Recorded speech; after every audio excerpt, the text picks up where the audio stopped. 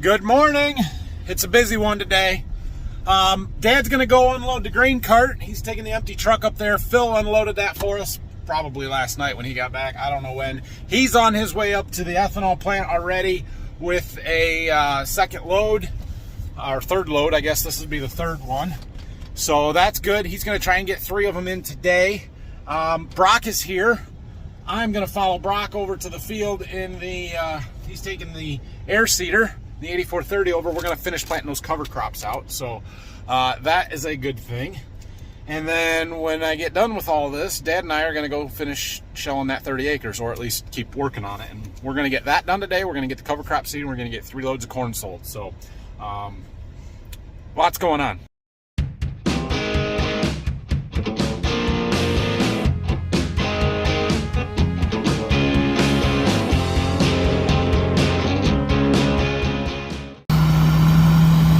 All right, well, Brock has not run this air seeder yet, so I'm going to give him a tutorial. Well, he figured the fold switch out.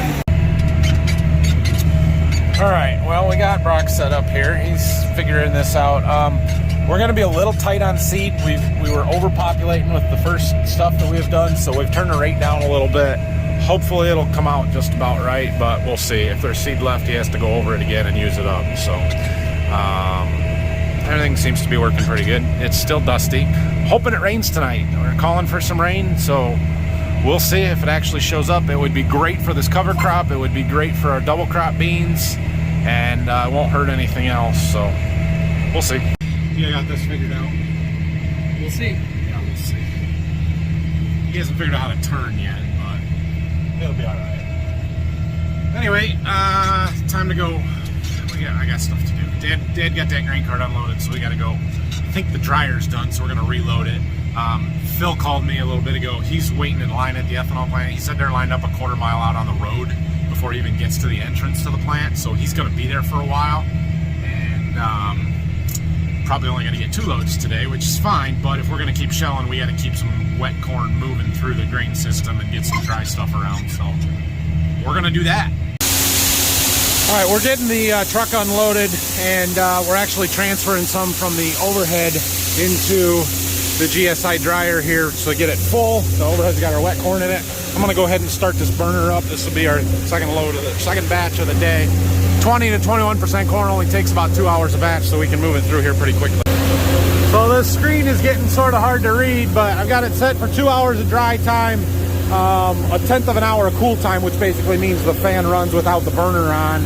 Our plenum temperature set point, the temperature of the air going in is 160 degrees. It cycles with an 8-degree differential, so when it gets down to 152, it turns the burner on to high mode, high fire. There's a high and a low. Grain temperature set like 128, but the grain temperature, we haven't used that for a while. We used to use it where you would set the grain to get to a certain temperature, and then it would just be dry no matter how long it took. But that doesn't, I don't know. For some reason, Phil doesn't seem to think that one works. So hit the start button and watch this.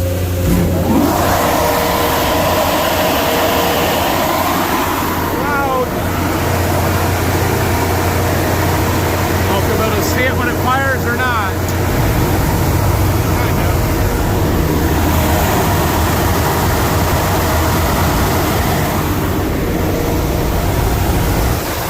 Down there. Trying to regulate the flow coming out of the overhead so that the truck is empty when our buzzer over there, that light goes off, because that's when the bin is full and we want the truck empty, so we'll have to run anything that's left up into the overhead. So I'm just kind of sitting here watching it. We want stuff in there, but we don't want extra in there.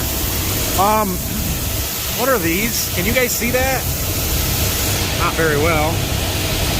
There's some kind of like flakes on my cable there. I don't know if they're eggs from an insect. They're huge for eggs, but weird.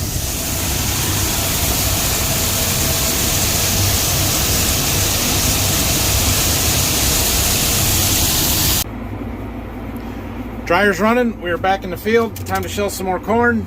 Dad's in the combine. I'm running the grain cart. Let's do this. We got about 30 acres left. I think there's not quite 30 acres left. So it might be, it won't be too terribly slow here for a while, because we'll fill the grain cart in the truck and then go unload them. And if the dryer is not done, we can put them right in the overhead. There's room for both of them up there. And then we can come back up and shell another 2 truckloads off. Let's see, truckload, if we can get 1,000 bushels on a truck, divided by 165, 6 acres or so on a truckload. So 4 of them would get us 24. We'll be real close to being done. It'll be 5 or 6 truckloads up here. All right, well, we're shelling corn, harvesting here. I just got a phone call. Okay, let's back up. So, like a week and a half ago, I dropped my phone and the screen cracked on it. And I scheduled a repair for last Thursday. And about 5 minutes before they were supposed to be there, they called me and said, oh, the part's not in. We can't repair your phone today. I'm almost 100% certain they just didn't want to drive that far to get to me. So they rescheduled it for a week from them. And this was at my Ohio address, at where my seed warehouse is, because I was supposed to be treating wheat last Thursday, so I scheduled it for there. So they rescheduled it for Thursday of this week, and then I got online to the insurance website, whatever. I changed the address to our farm in Michigan, where they will come from a different place than the place in Ohio. And so I scheduled it for Tuesday, but the email I got said Thursday. So I just kind of assumed they were coming on Thursday because that's what they had confirmed with me. I'm like, all right, well, they just called me and said they're coming today and he'll be there in 45 minutes. I'm like, oh crap. Okay, that'll work. So I have to be back at the farm in like 45 minutes, half hour, to let them fix the cracked screen on my phone. I'm surprised nobody's commented on it. I mean, there's lines all across the screen, every video that I film here. That was a joke. It's not. Okay. I'll be quiet now. Anyway, so I think we're going to have to get the truck full, and then I'm going to have to go back to the farm. That's what I'm saying. All right, I got the truck full, so I parked the cart there. I got to get back to the farm for my phone repair appointment. The nice thing is they come to me. I didn't even have to take it anywhere. It took a while, which I would have gladly taken it somewhere to get it done like the day after it happened, but what are you going to do? And it's cheap. It costs $29. That's what insurance does for you, so it happens. Oh well. So anyway, I'm going to take the truck back. We'll probably work on unloading that and some stuff, but I won't be able to film anything because I won't have my phone. Sorry. Hey, welcome back. I can see you guys now. My phone's all shiny and new again. Our dryer is done, so I'm going to drop a batch. Dad did get that grain cart filled. He's in eating lunch. I might do that, I might not, I don't know. We're going to get the grain cart unloaded, try and get this dryer refilled and start it again. And then go finish shelling. He said he had about 6 rounds to do up there yet, so we'll need 3 trucks yet, I think. Okay, I went and unloaded the grain cart, so there's a full truck sitting there. Dad's eating lunch, he's just finishing up. I'm going to go grab something to eat. He's going to refill that dryer for me. And I talked to Phil. He's on his way back, but still 45 minutes away. I'm going to try and get a second load in up there today yet. They're closing at 3 though, so it's going to be a little tight. But he should make it. We just got to make sure we got corn for him and stuff out of the way so he can load up and go and not waste any time here. But anyway, I'm like I said, I got some running around to do. I need to go eat lunch and head to the bank, and then we'll be back and we'll go finish shelling corn. Y'all, the people watching at McDonald's is almost as good as Walmart. Did you see that? Watch it again. This dude's in the drive-thru line. Yes. All right, back to the field. The wind's starting to pick up. Cloud cover's coming in. I think there's some showers starting to pop up, so we got to get this done here. Brock got the cover crop planted, so that's good. He was vacuuming out the tank, getting all the oats and radish. So seed didn't quite make it out of the air seeder out, and then was going to park that in the barn and come up here. I'm going to have him run this grain cart after we get the truck full while I go unload it so we can keep the combine moving and get this done because we got to do it before it rains. Time to go.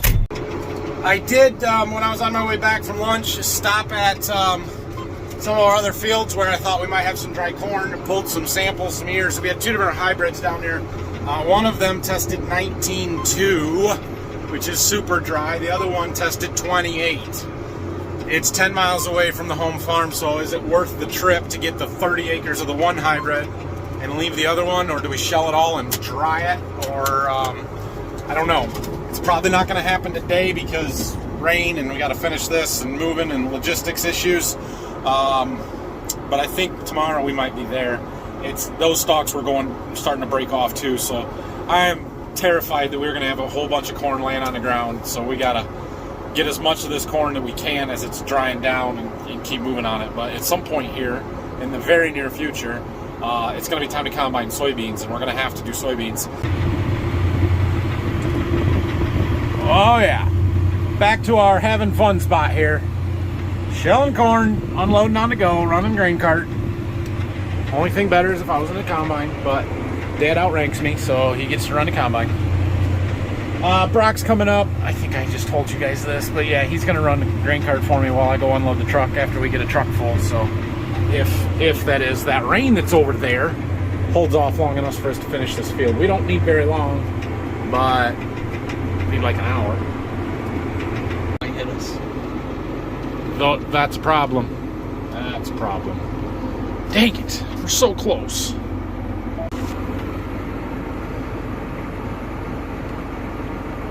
Gonna get us. It's gonna get us. Dang it. Well, maybe we'll finish this round. Ooh, I hear thunder. It might start raining in a hurry here. I'm coming back. I just noticed it was starting to rain. Looks like it's gonna rain sort of heavy here for a little bit.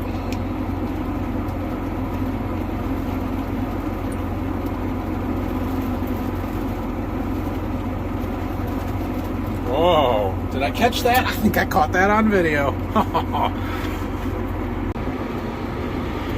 Oh, if it was beans, we'd be done. Corn you can shell in the rain. It's not fun, but it can be done. So, what are you gonna do? Shell it. Oh man, he turned the windshield wiper on. Now the windshield's gonna have wiper marks on in the dust. Oh well. So, yeah, corn, because the grain is in the husks and you're really only running the ears through the machine, you're not trying to break open pods like in beans that have to crack open in order to get the beans out of them. You really can shell corn when it's wet. The problem is it makes everything sticky. The leaves and the husks all stick to stuff. The corn's gonna stick to the sides of the grain tank and the grain cart where it got wet. It's just not fun. But it can be done. Ooh, Dad's in a hurry. He's driving faster. I don't think he's gonna stop. I'm gonna watch here and find out, but I think he's gonna keep going. See which way he turns.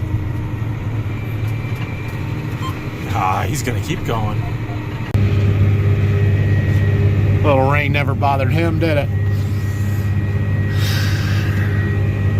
All right, well, I guess we're gonna finish this field no matter what. The rain is letting up. It's pretty much what we got, so. Can you guys see that? That's what I mean about corn sticks to everything. Just sticks to the side when it gets wet. Well, 10 minutes later, the rain's gone, the sun's shining, and we're just gonna keep right on shelling. That was fun. All right, we got the truck full, so Brock is gonna stay up here and run the grain cart while I go unload this, and Dan's gonna keep shelling. We didn't get very much rain out of there. It rained hard for like 3 or 4 minutes, and got everything wet, but now it's drying off and getting humid and whatever. It's fine. Maybe there'll be more later, but we're gonna get this done. It's raining again. Truck's almost empty. Just got back up here to the field. Brock is almost full, the grain cart there, and they've got maybe 2 rounds left. Should all fit in 1 more truckload, so he's just gonna unload and we're gonna take it back and empty it, and they can finish shelling up here. Brock has run grain cart for us a fair amount. Did some last fall. It was some of the first stuff he did. He turned the auger on before he got over to the truck, though. That wasn't real smart. And he ran it in wheat, but this is the first time since wheat harvest, so we got a little learning curve, remembering how to do it. That's fine.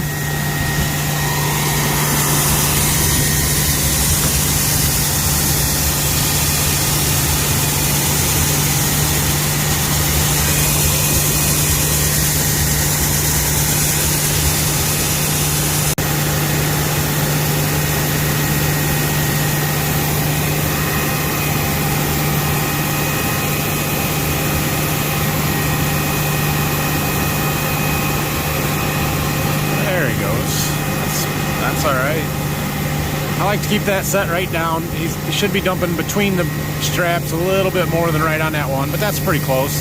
Sometimes when the auger's not dumping straight on, if you got it tilted out, it throws it a little bit. So he's right there.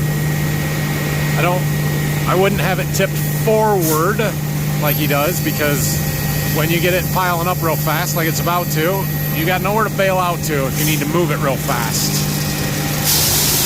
Did all right. There's a lot of corn coming out of there in a hurry. He's not even running it wide open either.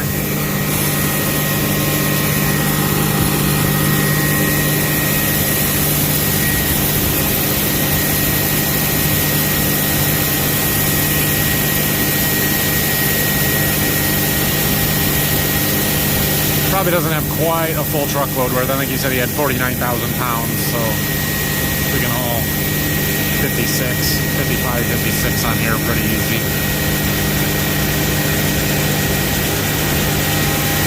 There, that's where you should be dumping it.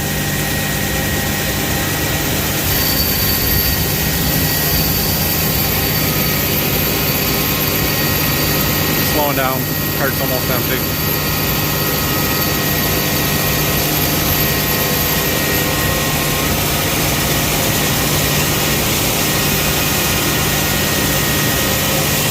All right, good job. We'll go get this unloaded. So I came back and waited until our dryer got done, dumped the batch, and now we're refilling it. Let's run up there. I'll explain how this dryer works best I can. So what we're using to dry corn right now is a GSI TopDry. And if you're not familiar with that, basically it's called the TopDry because there's a false floor up here at the top that holds 1,500 bushels of corn. And it's got a perforated floor so the air can blow up through that. Let me show you. Look quickly because we're filling and it's covering it up. But you can see that floor underneath where the corn is sliding there is, it's a mesh and it's perforated. See there?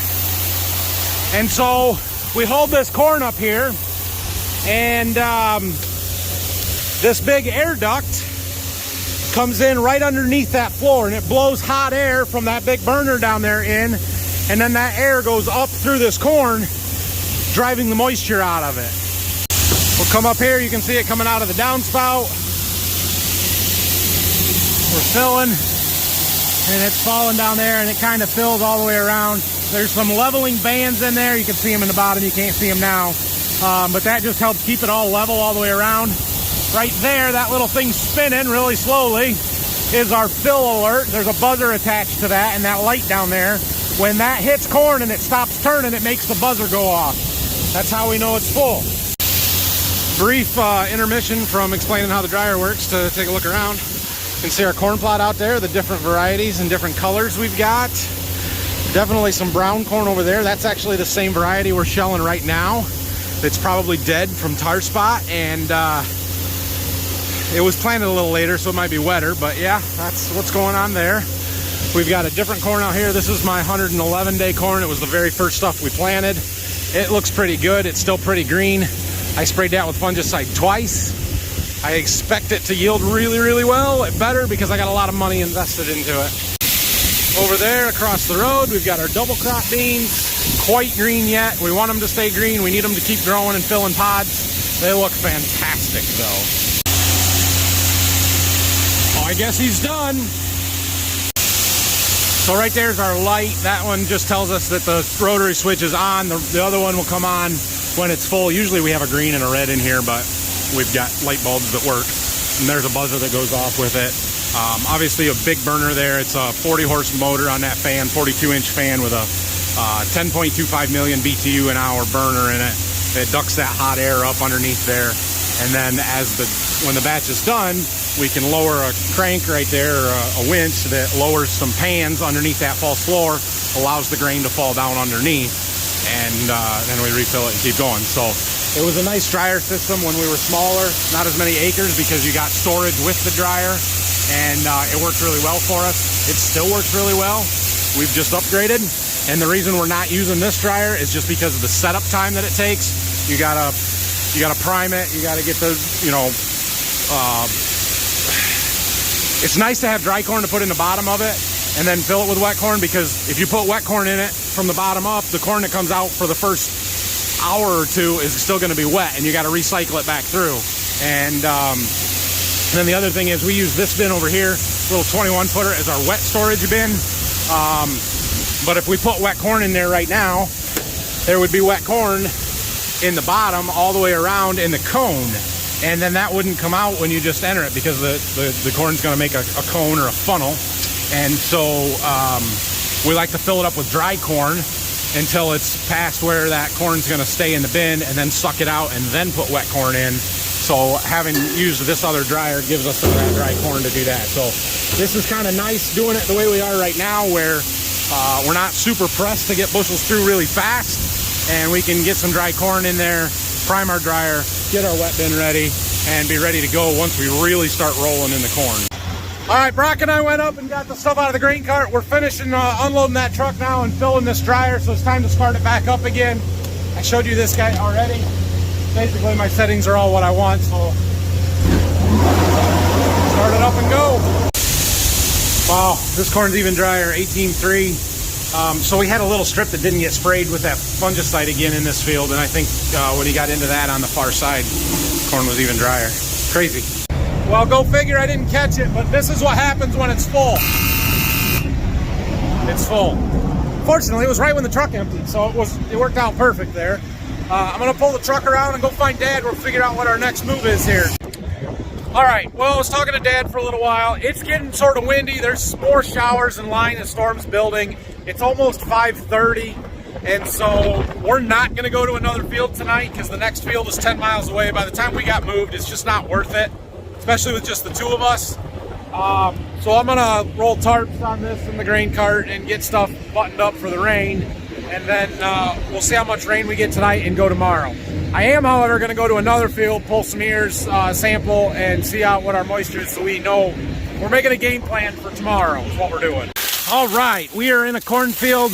This is the same hybrid of the field we just shelled, planted the same day as that field. The difference is this one got a fungicide sprayed on it, the other one did not. So I'm curious to see what the moisture difference is, for one, right now, two, what the yield difference is gonna be. It's a pretty good test. There is some more green in spots. Right here it's dead. Surprisingly, I don't see as much tar spot. This is all northern corn leaf blight, these gray lesions on there that are just on a dead leaf. But the tar spot is relatively minimal. I mean, it's here. There is some speckling, but nothing like what we were seeing in that last field. So it should be quite a bit better. Question is it dry? We're gonna pull some ears, take them back to the farm and find out. 25.8 on those. That's not too terrible bad. We could go there. Dad's moving our stone pile because it's in the way. He got that in for when he was making them driveways up in that field where he was moving dirt. So he's hauling some up there and piling it in a couple of different places. All right, it is 6 o'clock. I think we're done for the night. I should go home, but my wife and kids my wife had a meeting, so their kids are at her parents, and they're gonna be a little while yet, which means I've got like an hour here. I'm gonna go mow my lawn. It was gonna get done Sunday, and then we decided we had to shell corn, so I didn't do it. And it needs it, and it's gonna rain, so I'm gonna go do that now, and we're going home. We'll see what the weather does tonight. Like I've said, there's a pretty good chance of rain overnight tonight, and then it's supposed to clear off, I think, towards the end of the week. I fully expect to be running beans by Friday or Saturday. Until then, we're gonna keep working on some corn, and it all depends on the weather tonight. We get a ½ inch of rain, we'll be in the fields tomorrow. We get an inch, maybe not tomorrow. We get more than that, maybe not Thursday either. So we'll see, but it wouldn't be the worst thing in the world. So thanks for watching, everybody. If you have any questions or comments, leave them down below. It's gonna be a long harvest, but it's gonna go really fast. I'm already tired, but we're doing good. The busier I told somebody this today, the busier I am right now, the less busy I'll be in November. So let's get it done. See you tomorrow.